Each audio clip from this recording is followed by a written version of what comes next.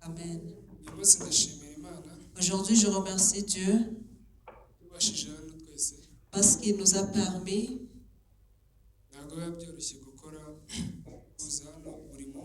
ce n'est pas facile de venir ici chaque jour, mais c'est Dieu qui nous fortifie.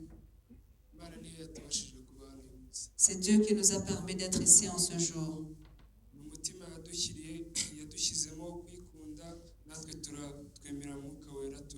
C'est lui qui nous a donné le cœur de l'aimer et après nous avons entendu la voix de l'Esprit Saint, nous sommes venus. Alors je remercie Dieu pour votre présence aujourd'hui. Amen. Aujourd'hui, nous allons apprendre la leçon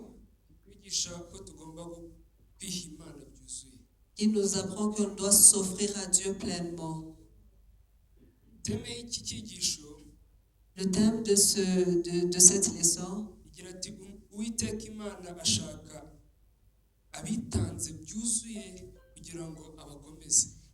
thème de ce jour dit que Dieu aimerait les gens qui s'offrent à lui pleinement afin qu'il les fortifie.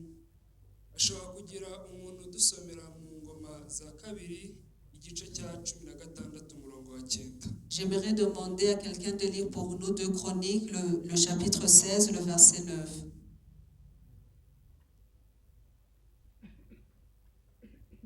Kandi amaso y'Uwiteka ahute kureba isi yose impande zose kugira ngo yerekane ko ari umunyamaboko wo kurengera abafite imitima itunganye. Amen. Mu byo wakoze ibyo wabibayeho umupfu uhereye none uzajya ubona intambara. Amen. Car l'Éternel étend ses regards sur toute la terre pour soutenir ceux dont le cœur est tout à lui. Tu as agi en insensé dans cette affaire, car dès à présent tu auras des guerres. Amen. Amen. Ici, on nous dit un pilier, un principe. Ce principe vient de Dieu.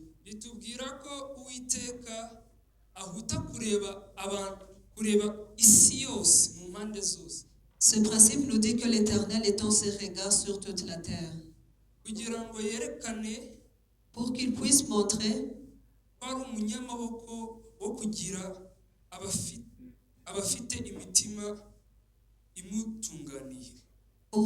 qu'il est celui qui soutient ceux dont le cœur est tout entier à lui. Amen.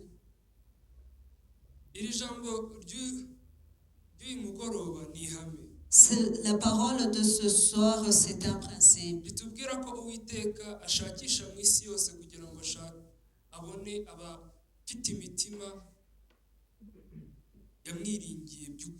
Qui nous dit que l'Éternel étend ses regards sur toute la terre pour voir ceux dont le cœur est tout entier à lui. On peut se poser une question, mais qu'est-ce qu'un principe? Un principe est un ordre. C'est une règle de Dieu qui ne change pas, qui nous montre les plans de Dieu, ce qu'il va faire, ce qu'il est préparé à faire pour toi, ainsi que ses voies.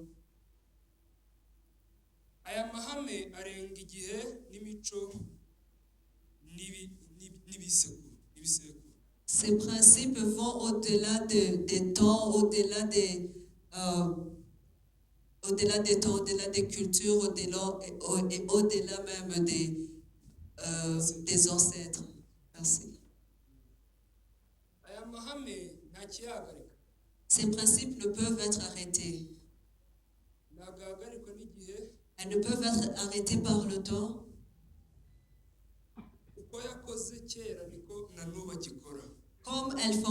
Comme ces principes fonctionnaient au temps passé, c'est ainsi que même aujourd'hui ils fonctionnent. Je te donnerai un exemple d'un principe. Je vais te donner l'exemple d'un principe qui est écrit dans Matthieu 6, le verset 24, qui dit que personne ne peut servir deux rois. iri hame ritwigisha yuko tugomba kwita ku Mana gusa. Ce principe nous apprend qu'on doit seulement regarder à notre Dieu tukayiha byuzuye, et qu'on doit s'offrir à lui pleinement tukayishakisha wese n'umutima wose, et qu'on doit chercher ce Dieu tout entier et avec tout notre cœur. kandi ntuyifatanye n'ibindi, Et que tu ne dois pas ajouter à ce Dieu d'autres dieux. ntuyifatanye n'ubutunzi bw'isi, Et que tu ne dois pas ajouter à l'Éternel les richesses de ce monde. kuko ugomba kuyishakisha wese n'umutima wawe wose, Parce que- utayigabana n'iby'isi. Parce que tu dois chercher Dieu avec tout ton cœur pleinement, sans toutefois ajouter à lui les richesses. Iri ni ihame ritureba twese nk'abantu, Ce principe nous regarde tous comme êtres humains. ariko ku bizerwa, Mais pour ceux qui croient, hari irindi riri mu Bafilipi 4:19 il y a un autre principe qui se trouve dans Philippiens 4:19, rivuga ko Imana izabamara ubukene bwanyu bwose. qui dit que Dieu pourvoira à tous vos besoins. Nk'uko ubutunzi n'ubwiza ari ubwayo buri muri Kristo Yesu. Dieu pourvoira à tous vos besoins selon sa richesse avec gloire en Jésus-Christ. Amen. Amen. Ni ukuvuga ko iri hame C'est-à-dire que ce principe que j'ai lu deuxièmement, ishyigikira irya mbere, cela soutient le premier principe, bivuga ko abimariye muri Kristo qui dit que ceux qui se confient en Dieu pleinement, izabamara ubukene bwose, il pourvoira à tous leurs besoins kandi izabaha ibyo bakeneye byose. et qu'il leur donnera tout ce dont ils ont besoin. Ntabwo twayikomera amashyi Imana yacu. Pouvons-nous acclamer pour notre Dieu? Kandi ku kijyanye n'Imana, Et en ce qui concerne Dieu, ndabaha irindi hame irindi je vais vous donner un autre principe. bivuga ko urubingo rusadutse ntazaruvuna. Urubingo rusadutse ntazaruvuna, biri muri Yesaya 42 umurongo wa 3. Ce principe se trouve dans Ésaïe 42, le verset 3. Il est écrit: ne brisera pas le roseau cassé et il n'éteindra pas la mèche qui brûle encore.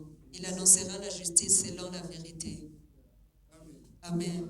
Iri hame ryerekana urukundo rw'Imana Ce principe nous montre l'amour de Dieu no kugira neza kwayo, et comment il fait bien. ko itazigera igirira nabi abayikeneye cyangwa abari mu bibazo, Qui ne fera pas de mal à ceux qui le cherchent ou même à ceux qui vivent dans des problèmes cyangwa n'abari mu ntege nke, et même ceux qui vivent dans des faiblesses, ahubwo izabaha agakiza kuzuye. mais qui leur donnera le salut. Amen. Amen. Rero uyu munsi nabwiye ko tugiye kuganira kuri iri hame riri mu Ngoma za kabiri igice cya 16 umurongo wa 9. Aujourd'hui, on va parler sur ce principe qui se trouve dans 2 Chroniques, le chapitre 16, le verset 9. Ahangaha Ici, Imana, umuhanuzi Ananiya yarari kubwira umwami Asa. ici, le prophète Anania était en train d'adresser un oracle envers le roi Asa. Ari kumwibutsa ko Imana ariyo yamugejeje ahari ubu. Il lui rappelait que c'était Dieu qui lui avait mis dans la place qu'il avait en ce temps-là. Uko Asa umwami w'Ubuyuda Car Asa, le roi de Juda, yamubwiye ko lui avait dit akwiye kwiringira Imana muri byose, qu'il devrait se confier en Dieu dans tout. ariko yiringiye abantu Mais il s'est confié dans les hommes ntiyabona ugukora kw'Imana. et il n'a pas vu, et Dieu n'a pas agi dans sa vie. Muri iri jambo biduhishurira ko Imana Dans cette parole, il nous est révélé que Dieu nyir'icyubahiro cyose est celui qui a toute la gloire, uzayiringira azayibona byuzuye. que celui qui se confiera à Dieu, Dieu agira dans sa vie. Kandi mu kwereka ko uyimazeyo, Et en lui montrant que tu t'es pleinement offert à lui, izakora mu buzima bwawe. lui aussi travaillera dans ta vie. Amen. Amen. So tugiye kuganira ku busobanuro Alors on va parler de l'explication muri aya magambo. qui se trouve dans ces mots. Ijambo rya mbere riratubwira ko amaso y'Uwiteka yiruka impande zose z'isi. La première parole nous dit que l'Éternel étend ses regards sur toute la terre. Ibi bisobanura ko Imana ishakisha isi yose. Ceci nous dit que Dieu cherche sur toute la terre Kuko ibera hose icyarimwe. parce qu'il est partout en même temps. Abafite imitima yayo. Abo imitima ari iyayo. Dieu cherche ceux qui se sont confiés pleinement en lui. Akabiri bakatubwira ati kugira ngo yerekane ko ari umunyamaboko wo kurengera. Et deuxièmement, on voit qu'il est le Tout-Puissant afin de soutenir. Ibi bikatwereka ko Et ceci nous montre que gutabara kw'Imana n'ububasha budasanzwe kandi bufatika bw'Imana ituzanira. que le salut qui vient de Dieu, c'est la puissance. La puissance de Dieu. C'est la puissance de Dieu Ituzanira buri gihe. qui nous amène en tout temps. Hanyuma bakatubwira ati ibyo byose ibizanira abafite imitima imutunganiye. Et que il fait tout cela pour ceux qui ont le cœur tout entier pour lui. Sobanura ko imbaraga zose z'Imana C'est-à-dire que toute la puissance de Dieu ihora ishaka kuzizanira abo imitima yabo yayigororeye. cela veut dire que Dieu veut montrer sa puissance envers ceux qui ont des cœurs droits. Abo imitima yitumbereye Ceux qui se confient, qui se focalisent sur Dieu. nibo izazanira imbaraga zayo mu buzima bwabo. C'est à eux que Dieu montrera sa puissance. Amen. Amen. Wakwibaza ati kuki irarihame? Pourquoi, tu peux te poser une question, pourquoi est-ce un principe? Byari itegeko. Pourquoi est-ce une règle? Nuko iri hame ryerekana Parce que ce principe nous montre ubutabera bw'Imana. la justice de Dieu, premièrement. Iri hame ritwereka ko yita ku bayigandukiye byuzuye. Ce principe nous montre que Dieu s'est mis en charge de ceux qui sont droits envers lui, qui sont soumis à lui. Kandi iri hame ryerekana urukundo rw'Imana. Et ce principe nous montre l'amour de Dieu. Icyifuzo cyayo ni ukuzamura no gukomeza abayo. Ce que Dieu veut, c'est de soutenir et de fortifier ses fidèles. Nuba warihaye Imana, Si tu t'es offert à Dieu warihaye kuyikorera, et que tu t'es offert à son service imbaraga zawe uzishyira mu murimo w'Imana, et que toute ta force tu la mets dans le service de Dieu, nayo izakomeza ubuzima bwawe, lui, il soutiendra ta vie. nayo izashoboza. Il te soutiendra. Amen. Amen. So tugiye kureba uko iri hame ryakoze mu ngoma ya kabiri igice cya 15. On va voir l'application de ce principe dans 2 Chroniques, le chapitre 16. Bibiliya iratubwira ko Asa umwami w'Ubuyuda La Bible nous dit que Asa, le roi de Juda, yatangiye ingoma yiwe yubaha Imana, a commencé son trône en respectant Dieu anayizera by'ukuri. et qu'il avait vraiment foi en Dieu. Ariko igihe yatangiye kwizera abantu, Mais après qu'il avait tourné son cœur pour croire en l'homme atangira kwizera imbaraga zabo et qu'il a commencé à mettre sa confiance dans la force des hommes n'ubufasha bwabo et dans leur aide bavaga mu bwami bwa Siriya, qui venait du royaume de la Syrie, kuko bari inshuti, parce qu'ils étaient amis, yatangiye gutsindwa intambara. il avait commencé à expérimenter les échecs dans les combats. kandi mu ntangiriro acyubaha imana akikurikiza Et au commencement, quand il respectait et qu'il se confiait en Dieu, yabonaga intsinzi. il voyait la victoire. Rero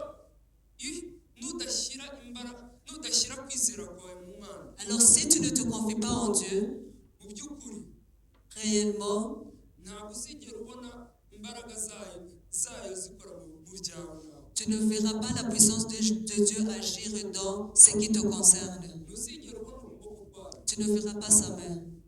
kuzuye, Tu ne verras pas sa main pleinement. kuko hari ibyo uzaba wiringiye bindi Parce que tu auras mis ta confiance en d'autres choses bitari imana. qui ne sont pas Dieu. Uyu munsi imana ikomeje gushaka abafite imitima yigandukiye. Même aujourd'hui, Dieu est en train de chercher ceux qui ont les cœurs droits et qui lui sont soumis. Inshingano zacu Il est de notre devoir biha imitima yacu d'ouvrir nos cœurs à Dieu. mu byo dukora. Dans ce que nous faisons, Ugomba kuyiha tu es supposé t'offrir à Dieu. mu mahitamo yawe, Dans tes décisions, mu byo ukora byose, dans tout ce que tu fais, mu bihango ugirana n'abandi bose, dans les alliances que tu fais avec les autres, ugomba gushyira imana imbere. tu dois mettre Dieu en premier. Iri hame ridutumira gushyira imana hagati y'ibintu byose dukora, Ce principe nous apprend qu'on doit mettre Dieu au centre de tout ce que l'on fait, kugira ngo tubone imbaraga zayo zuzuye. pour que nous puissions expérimenter sa puissance pleinement. Amen. Amen. Dukomeje tukareba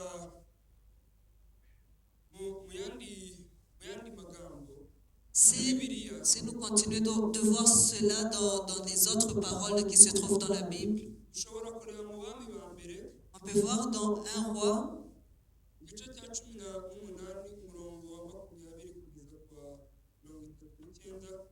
on peut voir dans 1 roi le chapitre 18, du verset 20 au verset 39. Ntabwo tuza kwasoma, On ne va pas lire. buri wese araza kubisomera ukwe, Chacun lira cela individuellement. ariko muri make atubwira inkuru ya Eliya. Mais en peu de mots, ce chapitre se trouve sur l'histoire d'Élie. Eliya aha ngaha yari ari guhangana n'abahanuzi ba Bayali, Élie ici était contre les prophètes de Baal, n'abasenga Bayali. contre ceux qui priaient, qui invoquaient Baal. Kuko muri Isiraheli byari bimaze gufata imizi. Parce qu'en Israël, cela avait déjà pris racine. Yafashe abantu abahamagarira Il a invité les gens, abantu basengaga Bayali, il a invité les gens qui invoquaient Baal abahamagarira kugandukira Imana. et il les appelait à se soumettre à Dieu. Arangije arabacalenjinga, arabagerageza Yesu. Et après cela, il les a testés. Yabasabye gukora igicaniro, Il les a demandé de bâtir un autel. bashyireho n'igitambo cyabo, Et sur cet autel, ils devraient mettre les holocaustes. nibarangiza basenge Imana yabo basubirishe umurimo. Et après cela, ils devraient invoquer leur Dieu et leur Dieu devrait répondre par le feu. Bari ntiyigeze isubiza, Baal n'a pas répondu. ariko Imana ya Eliya irasubiza. Mais le Dieu d'Élie a répondu. Yasubirije amasengesho yavaga ku mutima wa Eliya, Il a répondu aux prières qui venaient du cœur d'Élie. kuko yari afite kwizera kuzuye. Parce qu'il avait confiance pleinement. Yari afite kwizera kuzuye mu Mana ko itagicoba. Il avait foi en Dieu pleinement que Dieu ne pouvait pas le délaisser. Ko isubiza amasezerano yayo yose. Que Dieu était fidèle à toutes ses promesses. Yasubirije. Et Dieu a répondu par le feu. Amen. Amen. Aha ngaha Imana yerekanye ko Ici, Dieu a montré que c'est un Dieu qui répond à nos prières. Et que c'est un Dieu qui existera pour toujours.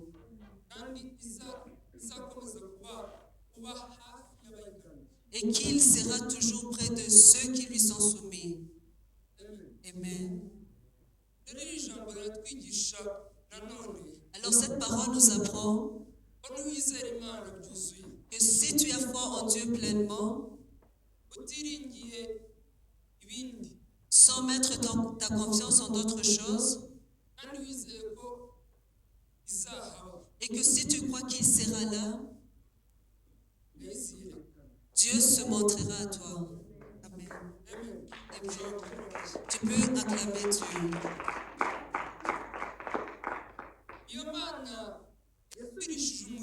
Ce Dieu qui a répondu par le feu, c'est celui qui te répondra par la force.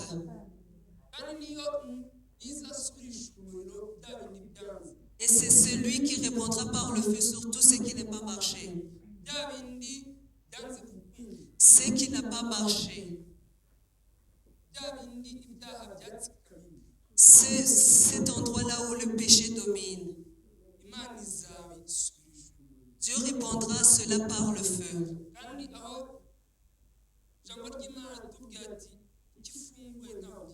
Et la parole de Dieu nous dit que ce que Dieu ouvre, personne ne peut fermer. Personne ne peut arrêter les réponses de Dieu d'arriver dans ta vie. Amen. Ce Dieu est bon.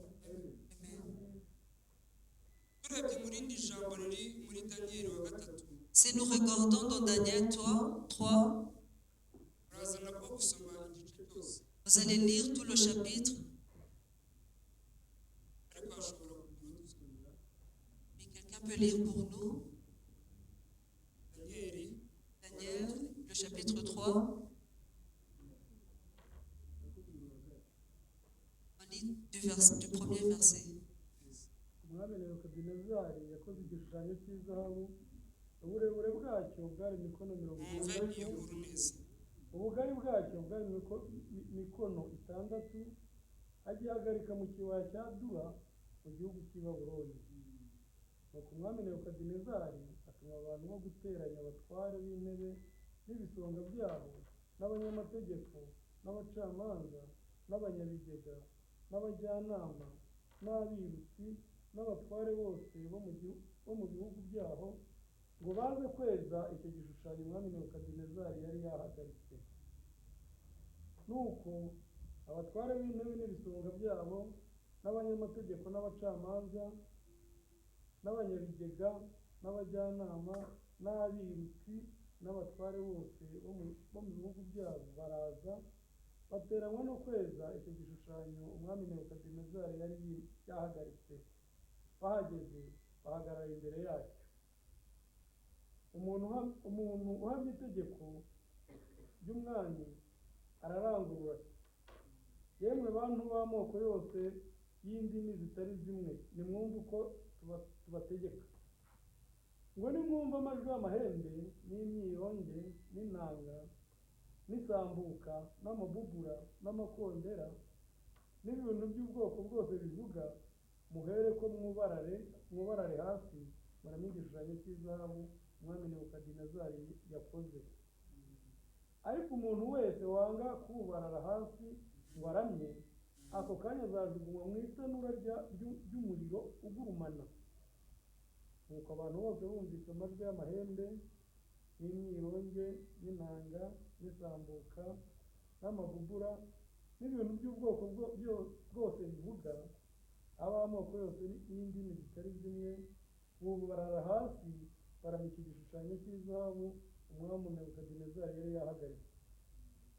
Uwo mwanya abakaludaya baza kurega abayuda, babwira umwami Nebukadinezari bati, nyagasani nyaguhoraho, washyizeho itegeko ngo umuntu wese uri bwumva amajwi y'amahembe n'imyironge n'inanga n'isambuka n'amabubura n'amakondera n'ibintu by'ubwoko bwose bivuga, yubarare hasi ngo aramye igishushanyo cy'izahabu. ngo n'umuntu wese wanga kubarara hasi ngo akiramye ajugunywe mu itanura ry'umuriro ugurumana. Nuko rero hariho abayuda wahaye gutwara igihugu cy'i Babuloni, aribo Saduraka na Meshaki na Abedenego, batakwitayeho Nyagasani, ntibakorera imana zawe, kandi banze kuramya cya gishushanyo cy'izahabu wahagarika. Saduraka na Meshaki na Abedenego banga kuramya icyo gishushanyo. Nuko Nebukadinezari ararakara cyane, ategeka ko bamuzanira Saduraka na Meshaki na Abedenego, nuko babashyira umwami. Nebukadinezari arabakabukana aravuga ati, mbese Saduraka na Meshaki na Abedenego, nimwe mwabyitumye kudakorera imana zanjye no kutaramya igishushanyo cy'izahabu nakoze? Nuko noneho nimwumva amajwi y'amahembe n'imyironge n'inanga n'isambuka n'amabugura n'amakondera n'ibintu by'ubwoko bwose bivuga, mukemera kubara hasi mukaramya igishushanyo nakoze, ni byiza.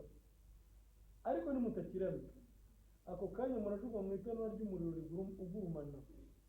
Mbese imana iri bubakize amaboko yanjye ni iyihe?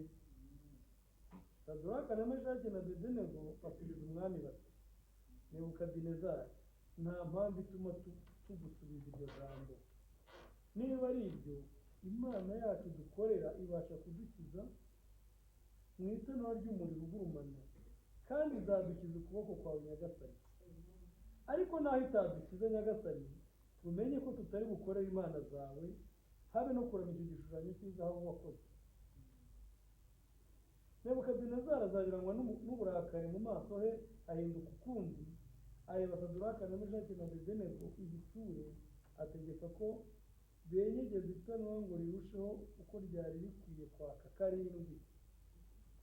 Maze atoranya abanyambaraga bo mu ngabo ze, abategeka kuboha Saduraka na Meshaki na Abedenego ngo bajugunye mu itanura ry'umuriro ugurumana. Nuko baboha abo bagabo uko bakambaye amafurebo n'imyambaro n'imyitero n'ibindi bambaye, babajugunya mu itanura ry'umuriro ugurumana. Maze kuko itegeko ry'umwami ryari rigiye kubagaho, kandi umuriro ugurumana cyane, bituma ibirimi by'umuriro bisumira abo bagabo bari bateruye Saduraka na Meshaki na Abedenego, birabica. Nuko abagabo batatu, Saduraka na Meshaki na Abedenego, bagwa mu itanura ry'umuriro ugurumana hagati uko bakaboshywe. Uwo mwanya umwami Nebukadinezari aratangara, ahaguruka n'ingoga, abaza abajyanama bati, harya ntitwajugunye mu muriro abantu batatu baboshye? Baramusubiza bati, ni koko Nyagasani. Arababwira ati, dore ndareba abantu 4 babohowe bagenda mu muriro hagati, kandi ntacyo babaye, ariko ishusho y'uwa 4 irasa n'umwana w'Imana. Nebukadinezari yigira ku muryango w'itanura ry'umuriro ugurumana, aravuga ati, yemwe Saduraka na Meshaki na Abedenego, mwa bagaragu b'Imana isumba byose mwe, nimusohoke muze hano. Nuko Saduraka na Meshaki na Abedenego baherako bava mu muriro. Maze abatware b'intebe n'ibisonga byabo n'abanyamategeko n'abajyanama b'umwami baraterana, bareba abo bagabo, basanga umuriro utashoboye kugira icyo batwara, kandi umusatsi wo ku mitwe yabo utababutse, n'imyambaro yabo ntacyo yabaye, habe ngo wakumva umuriro ubanukaho. Umwami ahimbaza imana ya ba Saduraka. Nebukadinezari aravuga ati, imana ya Saduraka na Meshaki na Abedenego ishimwe, niyo yohereje marayika wayo ikiza abagaragu bayo bayiringiye, kuko bigurukije ijambo ry'umwami, bagahara amagara yabo, kugira ngo batagira indi mana yose bakorera cyangwa basenga itari imana yabo. Nicyo cyatumye nca iteka, kugira ngo umuntu wese wo mu moko yose y'indimi zitari zimwe uzavuga nabi imana ya Saduraka na Meshaki na Abedenego azatemagurwe, kandi urugo rwe ruzahindurwe nk'icyavu, kuko ari nta yindi mana ibasha gukiza bene aka kageni. ibyo bishize umwami yegera Sadoruka na Meshaki na Abedenego mu gihugu cy'i Babuloni. Twamere Imana amashyi. Acclamons le Seigneur. Amen. Iyi nkuru iratubwira uburyo Shadraki na Meshaki na Abedenego Cette histoire nous dit comment Shadrach, Meshach et Abednego banze kunamira igishushanyo cy'umwami Nebukadinezari. ont refusé de s'agenouiller devant l'idole qui avait été levée par le roi Nebuchadnezzar.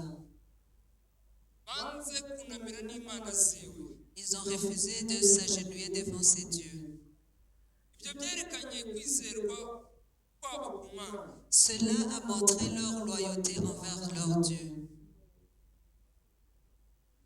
Igihe bajugunywaga mu muriro, Alors qu'ils étaient jetés dans la fournaise, batabawe n'Imana. c'est Dieu qui les a délivrés.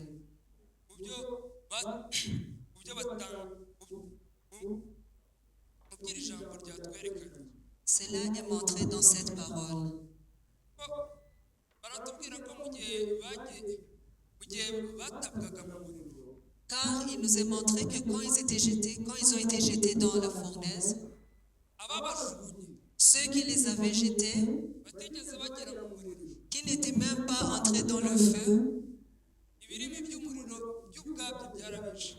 le feu, puisqu'il était ardent, il les a consumés. Ariko bo bagezemo, Mais eux, quand ils y sont entrés, Imana irizira ihagararana nabo. Dieu est venu et s'est trouvé là avec eux. Amen. Amen. Iri jambo risobanura ko Cette parole veut dire que nukomeza kurisoma, si tu continues de lire, niwiringira Imana si tu te confies à Dieu ukayiha wese, et que tu t'offres tout pleinement à lui, ukanga kuramya iby'isi, et que tu refuses de louer ce qui se trouve sur cette terre, ukanga no kwiyandurisha icyo ari cyo cyose, et que tu refuses de te souiller par n'importe quoi, Imana ntizagutabara gusa, Dieu ne te délivrera pas seulement, ahubwo izanihesha icyubahiro mu buzima bwawe. mais aussi se glorifiera à travers ta vie. Amen. Amen. Imana yihesheje icyubahiro mu buzima bwa Shadraki na Meshaki na Abedenego Dieu s'est glorifié à travers la vie de Shadrach, Meshach et Abednego ko bayizeye, parce qu'ils ont cru en lui. nubwo bari bagiye kujugunywa mu muriro, Même ils allaient être jetés dans la fournaise, nubwo bari bagiye kwicwa rubozo, même s'ils allaient être tués injustement, Imana yiyerekanye ko ari Imana Dieu a montré qu'il était Dieu. kandi yabanye nabo. Et il était là avec eux. Amen. Amen. Rero na n'ubu ngubu nababwiye ati Imana iracyatumbereye isi yose, Même aujourd'hui, Dieu étend les regards sur toute la terre ishaka abafite imitima yigandukiye by'ukuri, en cherchant ceux qui ont le cœur qui lui sont soumis, kugira ngo yerekane imbaraga zayo mu buzima bwabo. pour qu'il montre sa puissance à travers leur vie. Rero iki ni cyo gihe cyawe, Alors ceci est le temps pour toi wiyereke umutima wawe, de montrer ton cœur à Dieu uyigandukire byuzuye, et de lui être soumis pleinement. ntuterwe ubwoba n'ibibazo by'isi, Ne sois pas effrayé par les épreuves de ce monde, kuko ibibazo by'isi bishobora kwerekana ko Imana itari gukora muri ubu buzima bwacu. parce que les épreuves de cette vie peuvent te montrer que Dieu n'est pas en train d'agir dans ta vie. Yaba ari ubukene, Que ce soit la pauvreté, yaba ari ibibazo byo mu muryango, que ce soit les problèmes dans les familles, yaba ari ibibazo byo ku kazi, que ce soit les problèmes dans le milieu de travail n'ibyo ku ishuri, et même à l'école, ugomba kwiringira Imana, tu dois te confier en Dieu. kuko niza kugeza aho imbaraga zawe zidashobora kugera. Parce que c'est lui qui te mettra dans une position que ta propre force ne peut te faire parvenir. Kandi niyo ishoboye by'ukuri. Parce que c'est lui qui est vraiment capable de faire cela. Rero uyu munsi nsoza, Alors aujourd'hui, ndakubwira wowe uri aha ngaha, je veux te dire, toi qui es présent ici, nawe uri kunyumva muri aka kanya, et toi qui m'écoutes en ce temps, igihe cyo guhitamo Kristo, c'est le temps de choisir Christ. ugahitamo Imana, de choisir Dieu, ntacyo wiringiye, sans espérer en d'autres choses, nta kindi wizeye ku buzima bwawe, sans te confier ta vie à cette chose Imana yonyine. et de faire cela seulement envers Dieu. Yiringire mu bike no mu byinshi. Espère en Dieu en peu et même en beaucoup. Yizere ko nk'uko yagukoreye ibito izagukora n'ibinini. Crois que comme il a agi envers les petites choses, il fera de même avec les grandes choses. Uko yagufashije mu masomo ariko izanagufasha no mu muryango wawe. Comme il t'a aidé avec tes études, c'est ainsi qu'il t'aidera aussi dans la famille. Uko yagukujije ari nako izaba mu kazi kawe n'igihugu uzima. Comme il s'est montré envers toi dans ton agrandissement, c'est ainsi qu'il sera avec toi-même dans ton travail. Ko n'Imana yizera. Parce que c'est un Dieu qui est fidèle. Amen. Rero iganukire yuzuye. Alors sois soumis à lui pleinement. Merci.